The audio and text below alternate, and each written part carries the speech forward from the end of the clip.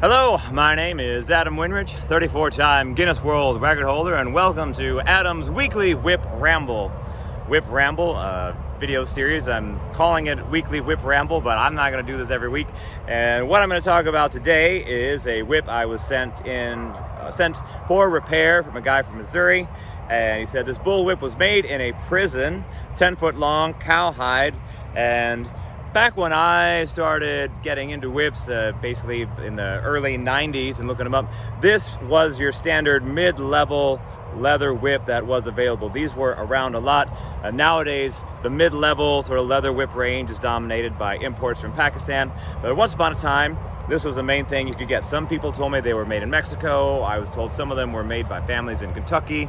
And this one I was told was made in a prison. So I'll do a few pops with it, and then ramble on a little bit more about it.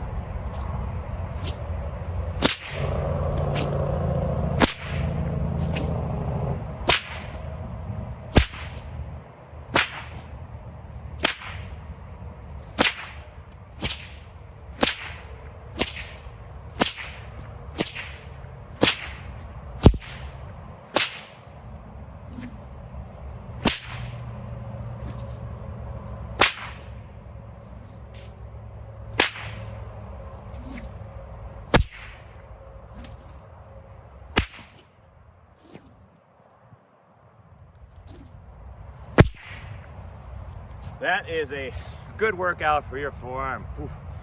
So, I guess what do I want to say about this whip? First, I was sent this whip for a repair, so I'll talk a little bit about that.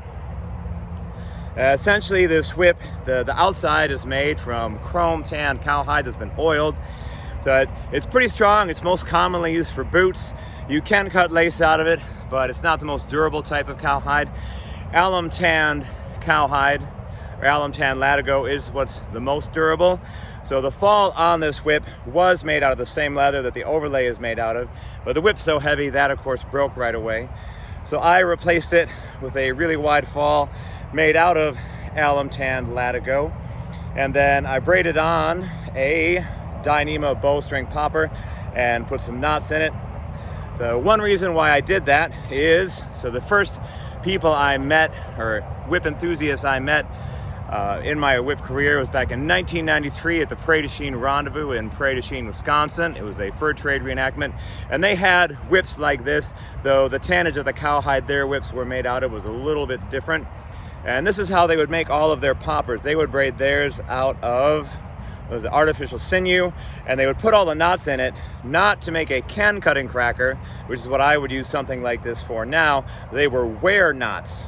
So once you would wear down this tassel, you would just then cut the knot and then let it tassel out again and just keep cutting it back until you thought, oh, the popper's too short, and then you would braid up a new one.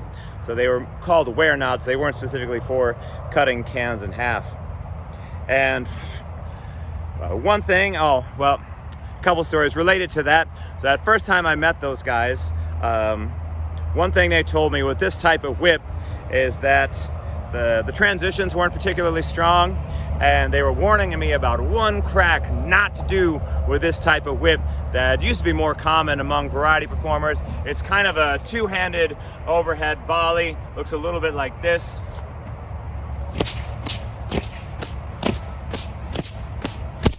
I'm not quite getting all the cracks there, but that can be really hard on the transition, particularly with whips like this that I have taken apart.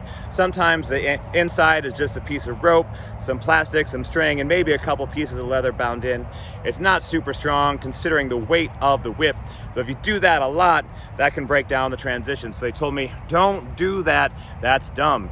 And then I went to that rendezvous I think it was the next year, and I'm still a little kid walking around with my bag of whips, and there's another guy, I would say young guy now, he's probably in his late 20s or 30s, and he's like, hey, you seem pretty cool, little kid, let me introduce you to my friend, he's a great whip cracker.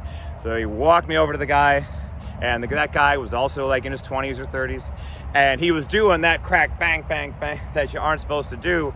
So me, just a little kid, I would have been like 13 or something, I tell this 30-something guy, like, he's terrible, that's awful, he shouldn't be doing that, and made a big stink about it, and that did not endear me to either of those guys to tell him not to do that crack. Anyway, And also related to the this type of fall attachment. So this is more traditionally what would have been done on American bull whips, where you cut the fall and then you're gonna taper down the end and you're gonna braid the whip over that tapered end of the fall, and then the fall just does one hitch around all of the strands, pull it tight, and that is your fall hitch. So it makes for a very small knot. I did hitch another knot, one of the strands around there, sort of replicating what was done with the original fall. And I would say once upon a time, when these were still commonly available, this is more like 20 years ago, about 2005, people that had become familiar with Australian whips would look at these with their really wide fall and say, oh no, you got to make that more Australian. So they would either trim this fall way down, even though the leather wasn't really meant to do that, or they would take the really chunky strands and use them to tie Australian fall hitches and tie on an Australian type fall onto the whip. And I think the whip actually functions better with the wide fall. It kind of acts as an air brake and helps the thing flow through the air a little bit better and makes it more controllable.